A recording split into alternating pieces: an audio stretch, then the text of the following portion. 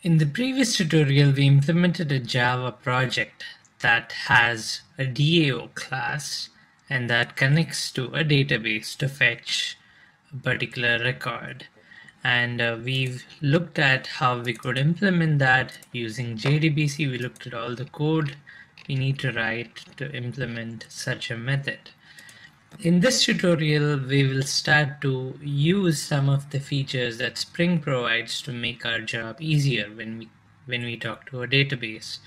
So there are a lot of things we can do. We'll take it step by step. In this tutorial, we're going to implement a simple connection that Spring provides, and we'll look at how the connection support that's provided by Spring makes it very easy to handle the connections.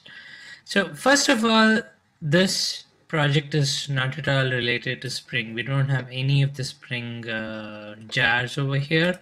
So let's try to add some Spring magic here. First thing we'll do is add the Spring library. So I go to the project, properties, Java build path, and then you add library, use the library. This is the Spring library that we have configured earlier. I just select that and click finish and OK. Okay, so now I have the Spring jars added to my class path. Next step is to add the Spring XML. So I will create a new file. I'll call this spring.xml, and this will create a blank XML where I will add all the Spring configuration. I already have some configuration here, so I'll just paste it over here. Well, nothing special. The bean starting tag, and I have a couple of tags for annotations. So I have annotation config and then a component scan. Very simple.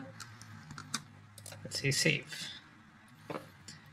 Now, if you notice the main, I'm creating a new JDBC DAO-IMPL. Well, since we have Spring, no need to use the new, we can use dependency injection. So let's do that. This DAO-IMPL is going to be a bean, a Spring bean. So I'll use the @component tag to mark this as a Spring bean. And of course import it as a stereotype. Now, since I have used the component scan, this class is automatically going to get registered as a Spring bean with the name JDBC DAO-IMPL, of course with J small case. So let's save this, and now instead of creating a new JDBC DAO-IMPL, I will use the application context.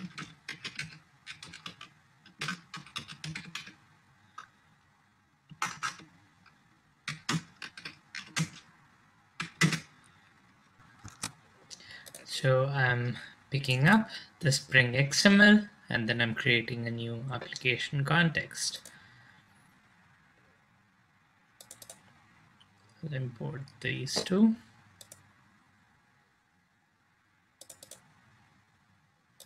And now I can use a getBean in order to get the DAO. So I'll use this line of code, which just creates a DAO, which is a getBean of JDBC DAO-IMPL, and I'm also passing the class so that I don't have to cast it. So I get a handle to an instance of this DAO class. So after that, it's straightforward. Now I can use a DAO in order to get the circle. So instead of a new class, I will use DAO.getCircle, and this should work. Let's test this out so that our Spring configuration can be verified. Well, there you go. The Spring has initialized the bean, and then I'm getting the same output. Of course, when you run this, make sure your database is running. So the dbw from the command line prompt that we had fired earlier, this is the network server that the program connects to, so make sure this server is running. Okay, so now we have added some Spring functionality, but notice all the changes that we have done is to the main. We really have not made any changes to the DAO method. With this is the problem method that we were talking about in the earlier tutorial. Now, what can we do? How can we use Spring to simplify this method? So that's going to be the next step. Now let's look at this DAO method in a little bit more detail. So what are we trying to do first? We are trying to set up a connection to the database. So connection is the first step. And then the second step is we are trying to create a prepared statement depending on the query that we are trying to run. And then the third step is actually executing the query. The fourth step is parsing through the result set to get the output or the model objects that we want. Now the first step, connecting to the database, giving the database connection string, and then establishing a connection. Of course, we also have to give the driver. So this step is not going to change for different methods of the application. Most likely an application will connect to just one database. So this will come in, these 3 lines of code will probably show up in every DAO method that you would write in your program. Of course, if it's a different database, the connection string would be different, or probably the driver would be different. But then there is a limited number of databases that you would connect to as an application, and most likely it would be just one. So why do we need to keep this information in the method? Why not take this out and make it a part of the configuration? So this is going to be the first thing that we're going to address. Now this connection is a standard interface that we can use, and Spring provides some support classes that implement this connection interface, and we can use that and make it easy to configure this particular connection object. So let's have a look at that. Now if you open the Spring jar that we added to the library, there is one jar for JDBC, Org Spring Framework JDBC. So if you expand this and look into the package JDBC DataSource, there are some DataSource classes. They are the support classes. We'll pick this one, driver manager DataSource. So we'll use this class to configure the data source for this application, and we'll do this in the Spring XML rather than in the method itself. So I will create a new bean definition here. I'll call the ID as data source, and the class is this class, the driver manager data source.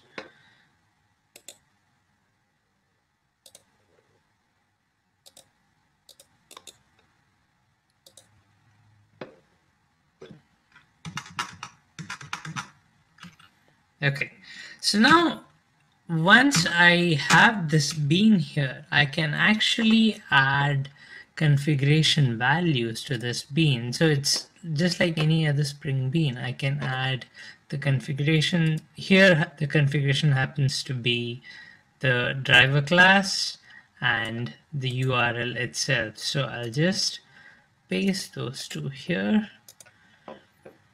So I'm adding configuration for what the driver class is and where the database is. So these are the two information that we need to use. We could also use the user and password if your database requires it. So this is configured as just like any other Spring Bean. So now that I have this bean here,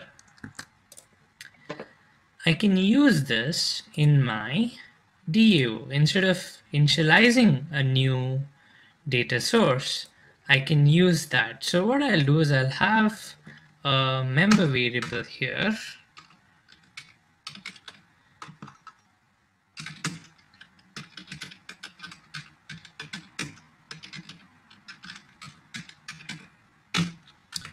Private data source. Data source is again from the SQL package, javax.sql, and I will generate the getters and setters.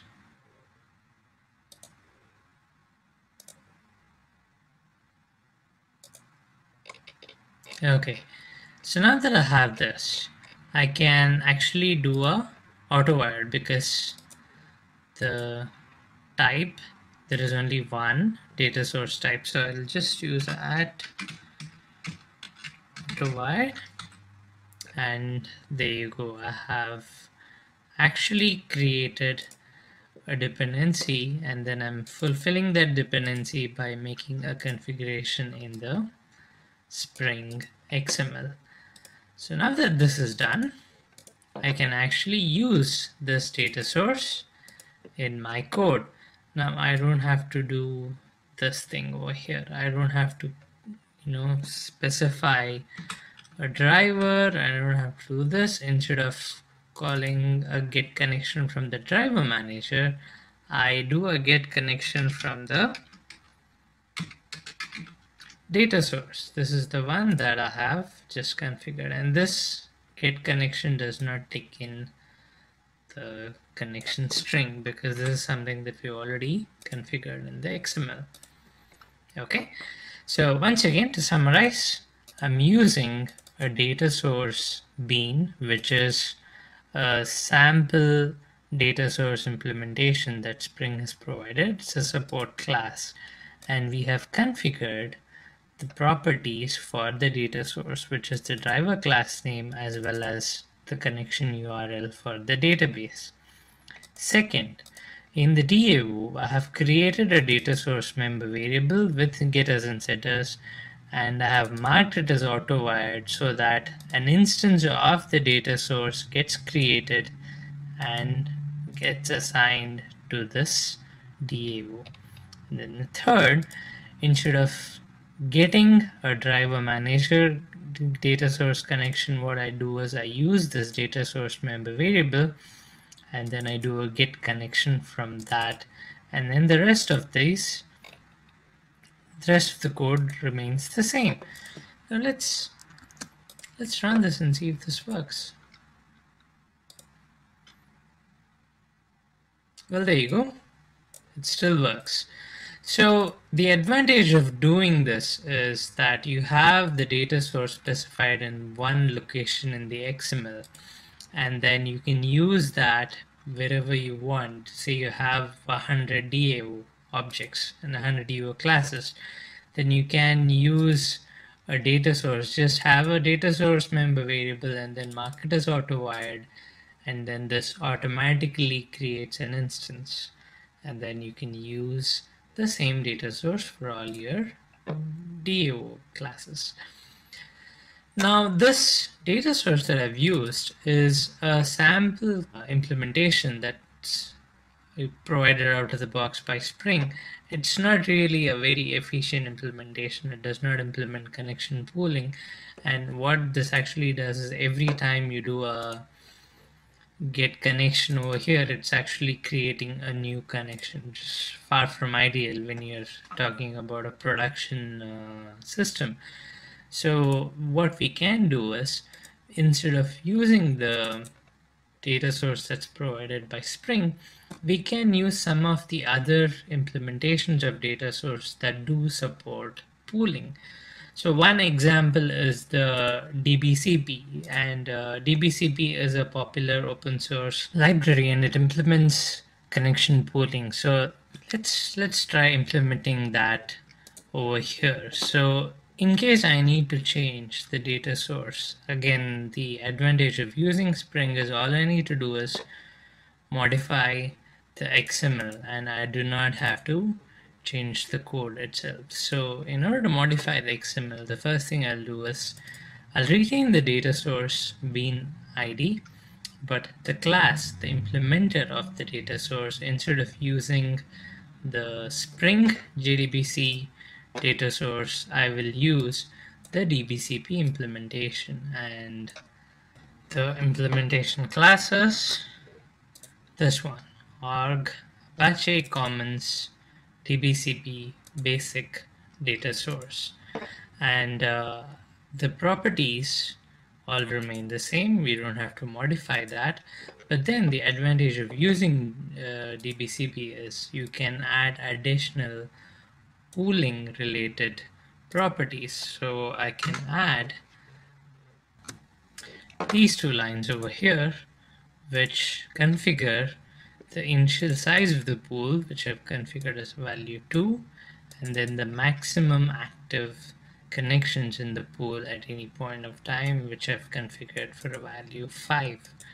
So this is all it takes, well, at least code-wise, in order to change the data source implementation. And of course, I will have to add the required libraries, and I need to add the jars which are required for DBCP.